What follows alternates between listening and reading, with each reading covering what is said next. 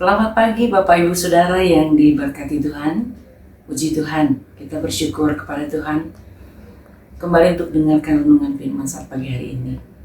Mari kita awali dengan pujian penyembahan kepada Tuhan. Haleluya. Saat ini mari kita memuji dan menyembah Tuhan. Kita berikan yang terbaik untuk Tuhan.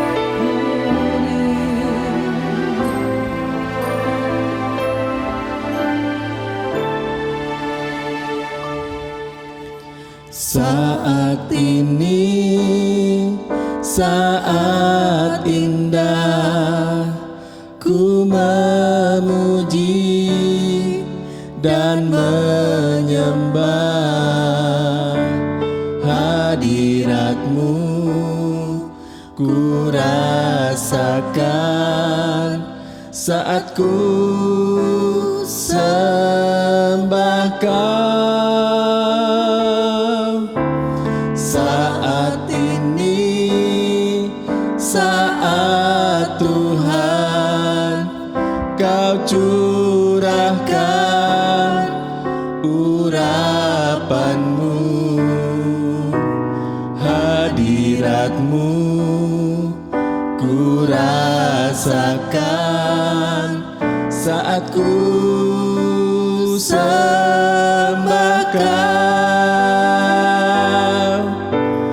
Hadirat-Mu ku rasakan saat ini, saat ini.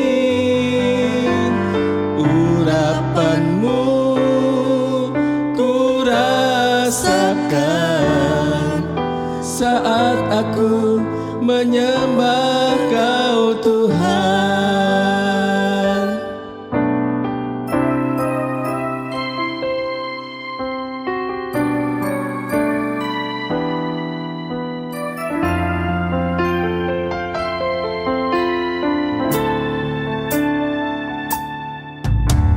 Saat ini, saat indah, ku memuji dan menyembah hadirat-Mu. Ku rasakan saat ku sembah Kau. Saat ini, saat Tuhan Kau curahkan urapan-Mu, hadirat-Mu ku rasakan saat ku sembah Kau. Hadirat-Mu ku rasakan saat ini, saat ini. Urapan-Mu ku rasakan saat aku menyembah Kau Tuhan. Hadirat-Mu ku rasakan saat ini, saat ini. Urapan-Mu ku rasakan saat aku menyembah Kau Tuhan. Saat aku menyembah Kau Tuhan. Saat aku menyembah Kau Tuhan.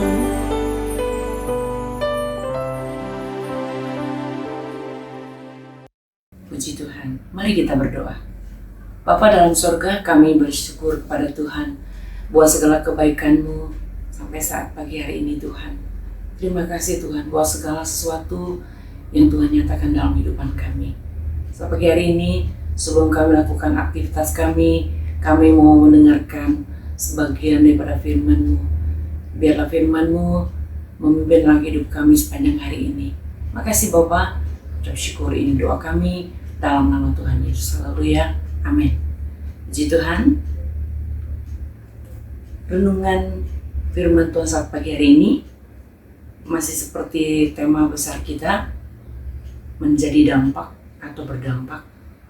Judul atau temanya adalah menjadi terang. Ayat pokoknya di Yesaya 42 ayat yang ke-6. Kita akan bacakan. Aku ini Tuhan telah memanggil engkau untuk maksud penyelamatan, telah memegang tanganmu. Aku telah membentuk engkau dan memberi engkau menjadi perjanjian bagi umat manusia, menjadi terang untuk bangsa-bangsa. Puji Tuhan. Kita dipanggil untuk menerangi bangsa-bangsa. Di ayat yang ke Yesaya 42 ayat ke-6 ini, aku ini Tuhan telah memanggil engkau untuk maksud penyelamatan. Di sini ada sebuah penegasan. Ya, aku ini Tuhan yang telah memanggil engkau untuk maksud penyelamatan. Rupanya Tuhan memanggil Bapak, Ibu, Saudara, dan saya. Tuhan mempunyai satu misi, yaitu sebuah penyelamatan bagi mereka yang belum mengenal Tuhan. Ada satu misi. Kadang seringkali kita lupa, sudah kita diselamatkan oleh Tuhan. Kita diangkat dari gelap kepada terangnya yang ajaib. Kita lupa siapa diri kita. Kita lupa membawa diri kita. Kita adalah terang. Sebabnya di sini sebuah penegasan, aku ini Tuhan. Ya, aku ini Tuhan telah memanggil engkau untuk maksud penyelamatan. Jadi sudah kita diselamatkan oleh Tuhan. Kita menjadi anak Tuhan. Dan dikatakan menjadi anak Tuhan terang. Bukannya biasa-biasa saja, tapi harus ada yang kita lakukan. Harus ada yang kita kerjakan. Ada misi yang Tuhan taruh. Menjadi dampak bagi semua orang. Menjadi terang bagi dunia ini. Kita katakan bagi bangsa-bangsa. Tidak mudah menjadi terang di tengah kegelapan dunia semakin gelap. Memang mungkin kita melihat dari kacamata dunia semakin indah, semakin memikat, ya, dan banyak di dalamnya orang terpikat karena keindahan dunia. Tetapi di sini saya katakan semakin gelap dunia ini dan dibutuhkan sebuah terang, yaitu saya dan saudara. Ya, dunia ini semakin gelap dan dibutuhkan terang dalam kegelapan itu. Bagaimana hidup kita? Sudah kita diselamatkan oleh Tuhan. Mungkin Tuhan ayat ini memberikan penegasan bahwa aku ini Tuhan yang telah memanggil engkau. Untuk apa? Untuk maksud penyelamatan. Mungkin terang itu sudah mulai redup, sudah mulai tidak jelas lagi dilihat oleh orang. Ya, pengiran kita sudah lama mengikut Tuhan. Mungkin terang itu sudah mulai redup dalam kehidupan kita. Ya, jadi dalam kamus KBBI, di dalam kamus KBBI di sini dikatakan bahwa terang itu dalam keadaan dapat dilihat nyata atau jelas, ya. Otomatis terang itu dapat dilihat, saudara. Kalau gelap tidak bisa dilihat. Tapi ini dikatakan terang itu dapat dilihat dengan nyata dan jelas. Begitu dengan kehidupan kita sebagai anak Tuhan yang dikategorikan anak-anak terang, dapat dilihat jelas oleh semua orang. Baik sikap kita, tingkah laku kita, perbuatan kita, kata-kata kita, itu jelas dilihat oleh banyak orang.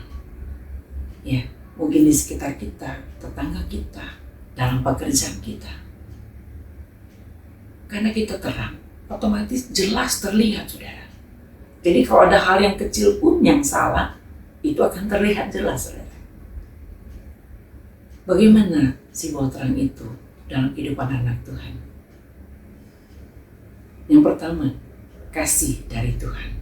Itu pasti ada dalam setiap kehidupan anak-anak Tuhan yang dikategorikan anak terang. Kasih itu ada. Kemudian memperhatikan, sebuah perhatian terhadap satu dengan yang lain. Ya, entah kata teman kita dalam keadaan susah, sedih, dan terang inilah yang membuat orang ini menjadi damai, sejahtera. Kenapa? Kita berdampak terang itu di tengah mereka. Ya, memang sulit, tetapi Alkitab katakan atau pagi hari ini firman Tuhan mengingatkan saya dan saudara bahwa aku ini Tuhan, ya, yang memanggil engkau untuk apa? Sebuah penyelamatan, satu misi. Saya katakan tadi mungkin terang itu sudah mulai redup dalam kehidupan kita. Pengiringan kita kepada Tuhan sudah mulai mundur, sudah mulai berkurang. Jam-jam doa kita, membaca firman, persekutuan kita dengan Tuhan sudah mulai berkurang. Sebabnya terang itu sudah mulai agak redup dan orang sudah sama-sama melihat saya dan saudara. Sudah tidak terlihat jelas lagi, sudah tidak terlihat nyata lagi sebagai anak Tuhan. Ada satu contoh saya melihat ada satu contoh. Ada sepotong kayu manis. Bapak Ibu Saudara mungkin tahu kayu manis ya. Mungkin lebih condong ibu-ibu yang lebih paham betul kayu manis ya. Kayu manis ini kalau kita perhatikan seperti kayu-kayu yang lain, tetapi dia bentuknya ringkel, ngegulungnya seperti tangkai panjangnya bisa dipotong, bisa bentuk, tapi dia panjang ngegulungnya. Itu kayu manis. Kalau kayu manis itu berada di tepi jalan, mungkin orang tidak melihat itu kayu manis. Dia mudah diinjak orang, ya sepertinya tidak ada gunanya. Tetapi kalau kayu manis itu kita ambil, kemudian kita bawa pulang, ditaruh di satu panci, ditaruh air mendidih, kemudian kayu manis itu kita taruh di air mendidih, dia akan mengeluarkan aroma yang berbeda, aroma yang khas. Tidak seperti kayu-kayu yang lain. Mungkin ada kayu mahoni, kayu nangka, ya kayu jati, kayu kamper, itu yang saya tahu soal kayu. Tapi mungkin ada beberapa banyak kayu. Tetapi gini yang saya ambil adalah kayu manis ini, dia mempunyai ciri khas wangi yang harum. Ya. Ibu-ibu pasti kalau tercium ini, pasti ini kayu manis. Udah tahu ya, ibu yang suka masak ya. Nah, kalau ditaruh di air yang mendidih, kemudian kayu manis itu kita taruh, kemudian kita tambah lagi dengan jahe, kemudian kita taruh lagi dengan serai, kita taruh lagi dengan gula batu, itu akan menjadi sebuah air minum kesehatan. Ya, itu untuk kesehatan tubuh kita. Kemudian untuk tenggorokan kita menjadi apa? Tidak ada gatal dan lain sebagainya. Ya, itu kegunaan dari kayu manis. Sama seperti hidup saya dan saudara. Ya, kalau tidak dimasukkan ke dalam air, kemudian dimasukkan dengan hal-hal itu, tidak akan ada gunanya. Kita ketemu di jalan akan diinjak orang, tidak menjadi sesuatu. Tetapi kalau kayu manis itu kita ambil, kemudian kita taruh di air yang mendidih, kita taruh jahe, kita taruh dengan seperti yang saya tadi katakan, dia akan berubah menjadi sesuatu yang berguna bagi tubuh kita, bagi kesehatan kita, tenggorokan kita, kemudian tubuh kita menjadi segar. Contohnya seperti itu. Setiap anak Tuhan yang sudah diselamatkan oleh Tuhan, tidak bisa kita berpangku tangan sudah diselamatkan. Kita menjadi santai karena saya sudah diselamatkan ini. Tidak, saudara. Ada yang harus kita lakukan. Itu tadi, dimasukkan ke dalam air. Kita harus dekat kepada Tuhan, bersekutu dengan Tuhan, menikmati hadirat Tuhan, ada hubungan yang erat dengan Tuhan. Kemudian kita membaca firman, kemudian kita setia beribadah pada Tuhan. Maka itu yang menjadi berbeda dengan mereka yang dikatakan anak-anak gelap, saudara. Ada satu perbedaan yang jelas, nyata.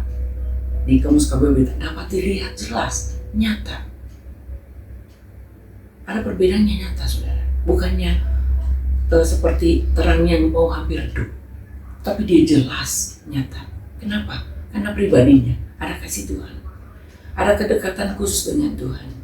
Itu sebabnya dia ada perbedaan, nyata dilihat oleh orang. Sekali dia bertindak melakukan kasih, orang itu akan menilai dan orang itu akan tahu pasti anak Tuhan, pasti orang Kristen. Karena apa? Dari dasarnya dari dalam ada kasih Tuhan, ada kedekatan khusus kita dengan Tuhan, sehingga orang bisa melihat dan itu berdampak bagi orang lain. Dan bukan dibuat-buat, saudara, tetapi orang yang dekat dengan Tuhan, bergaul dengan Tuhan, karena dia apa? Dia akan terasa membawa dampak bagi orang lain, dan orang itu juga akan terasa dengan kehadiran kita. Saya kira percaya firman Tuhan saya pagi hari ini mengingatkan saya dan saudara, ingat bahwa kita adalah terang, dan Tuhan taruh misi dalam hidup kita untuk menyelamatkan bangsa-bangsa, bahkan mereka yang belum mengenalkan Tuhan. Mari, biar kita menjadi dampak bagi semua orang, menjadi berkat karena kasih Tuhan ada dalam kehidupan saya dan saudara. Puji Tuhan, Tuhan Yesus memberkati. Mari kita berdoa. Bapa, kami bersyukur kepada Tuhan buat renungan firman yang indah saat pagi hari ini. Ampuni kami kalau kami sudah melupakan kasih-Mu dalam hidup kami, dan mungkin terang itu sudah mulai redup dalam hidup kami. Ampuni kami Tuhan. Dan saat pagi hari ini kami diingatkan oleh firman-Mu.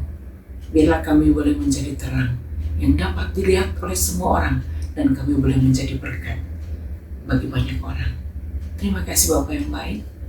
Segala aktivitas kami sepanjang hari ini, kami yakin dan percaya ditolong dan diberkati oleh Tuhan. Ini doa kami ucap syukur dalam nama Tuhan Yesus. Haleluya. Amin.